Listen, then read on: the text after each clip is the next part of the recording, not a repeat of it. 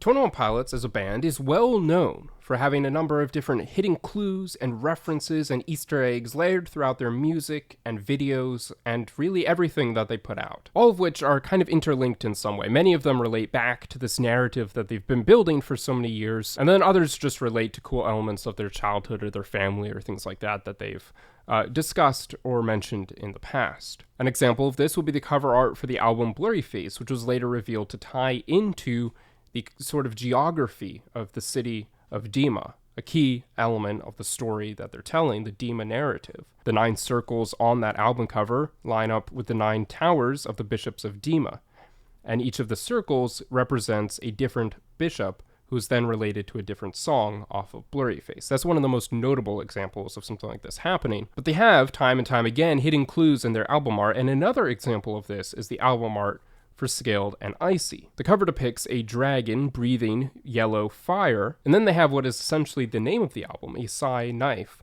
S-A-I, Sai, Scaled and Icy, hidden up here in the logo for that era. But what is probably most interesting about the cover is that hidden among the scales of this dragon, you see this little weird circle with another kind of oval connected to it.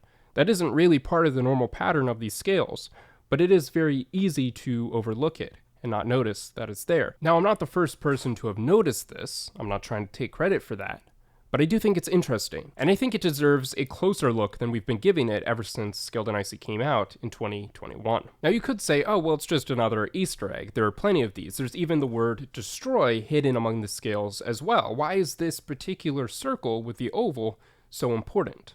Well, it is no ordinary Easter egg.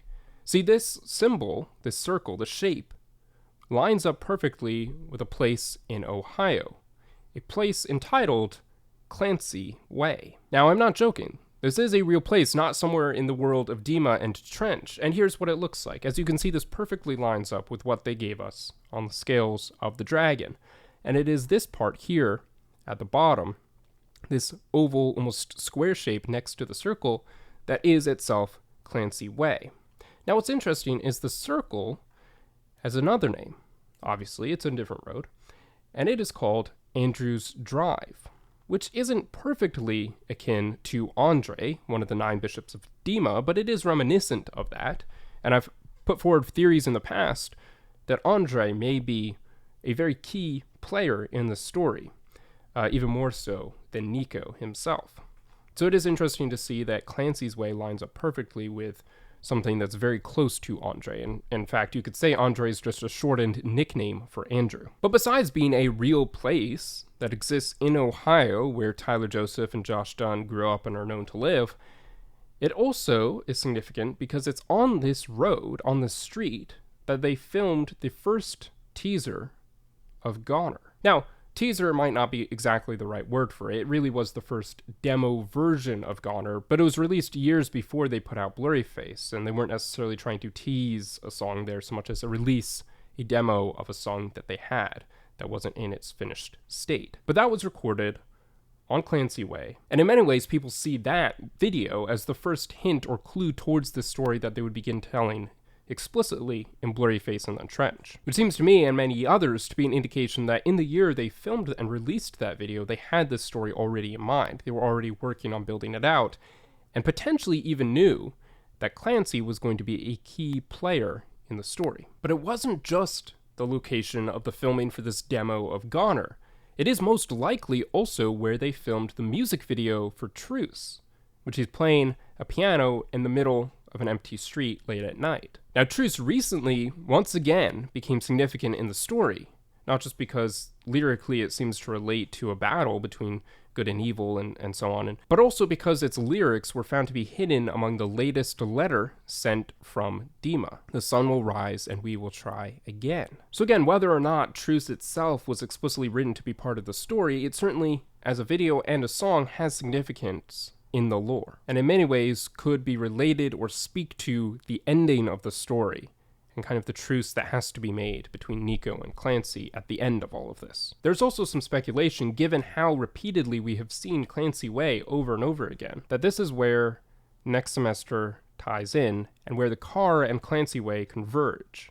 The car from Heavy Dirty Soul is another element kind of like Clancy Way, something which ties into the lore in a very clear way, as we saw once again with this new letter that just came out, but also exists in real life and has real-world significance for Tyler himself. And so some have speculated, and I think it makes a lot of sense to think this, that Clancy Way is the road on which the events of next semester took place, and where that kind of music video is supposed to happen, even though I don't think they actually filmed it there, although they could have, but I don't think they did. So all of that is kind of just building up to indicate that this is a very significant place in the real world, which also has significance for the story. So let's take a closer look at this road on the map itself, because clearly they want us to. They didn't just tell us about Clancy Way, they showed us this particular location on the map itself. Do you notice that it looks somewhat familiar? It looks very much like something we've seen time and time again throughout the story. Perhaps like the city of Dima. Now, in this map, in the image of the map here, the top is pointed towards the north. In some of the maps that we get throughout the imagery and files and so on that are released, the map is pointed with east as the upward direction, because east is up. But even so, as you look at this, and you look at the map of Dima, you can see almost a cross-like shape in the city of Dima. These gaps where the buildings stop, and there's sort of a path, right, in every direction, north, east, south, and west. And as you look here, you see that again. The gaps here are roads going throughout the houses. The only exception is the western approach, which leads to a body of water. And so there isn't a real road there, it just kind of has a little path going to a trail around that pond. But regardless, the series of houses are broken up by lines very similar to what we see on that map. And again, it's a circle full of inhabitants, exactly like Dima is. But what we don't see on the maps of Dima is Clancy Way. That doesn't exist there, or at least not quite as starkly. But let's leave that aside for a moment and look more at this map and see that everything else really does perfectly line up. If we rotate this on its side so that east is up, we'll see that the western approach leads, like I mentioned, to a body of water, just like it does on the map itself. That western exit to the city, if you will, leads to the port of Vile and the sea. The northern approach kind of just leads out into the middle of nowhere, a stretch of land, which also eventually extends to a sea, but isn't really going into the main body of trench. And then if you go to the southern approach, you get a weird shape in the landmass here, which very much looks similar to the shape of this elementary school at the bottom of the southern approach to this circle, Andrews Drive. But what of the eastern way? Where does that lead? Well, on the map of Dima, that leads out into the continent of Trench. That is the way by which Clancy continuously escapes, escaping out into Trench to escape Dima and find the Banditos. East is up, the eastern way is the way out. But when we look at the map in real life, what do we see? Well, the eastern approach leads us into Clancy Way. But what does Clancy Way do?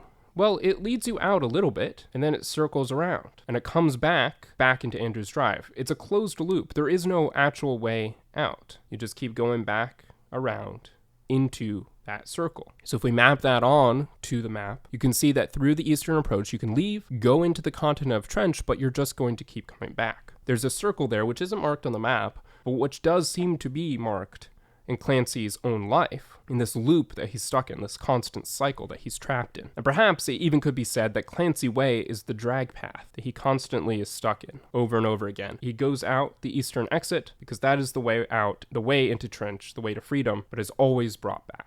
So maybe we really should pay more attention to that northern approach. Yes, it is said east is up, but he's also never successfully escaped.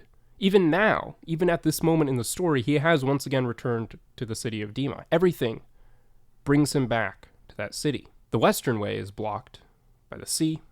The southern way basically just leads us to the sea again. But the northern way, while eventually leading to the sea, does have a stretch of land. Perhaps there's a way to maneuver that. Or perhaps the southern approach is actually the way to go.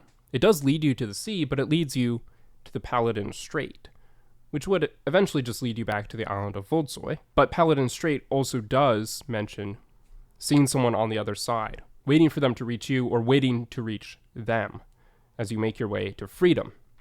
You'd swim the Paladin Strait. Either way, it seems like the eastern exit, the eastern approach to escaping Dima, seems to be doomed to failure, and that might be what this hidden clue on the Scaled and Icy cover art is supposed to be telling us. That this idea that east is up and east is the way to escape is flawed. Going that way will always lead you back to Dima, inevitably.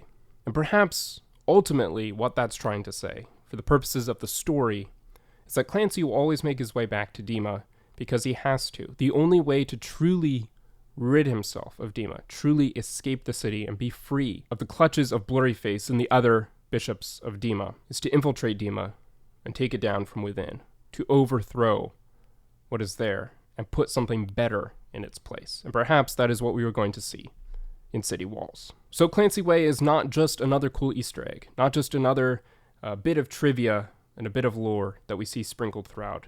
It is a place of real significance, just like the car in Heavy Dirty Soul, and perhaps holds a clue to the story's end, or what it even could mean for a story like this to have an ending. With that being said, the countdown to Breach continues tomorrow. As always, be sure to comment your own thoughts on this clue and this theory below, and don't forget to subscribe for more music commentary and reviews.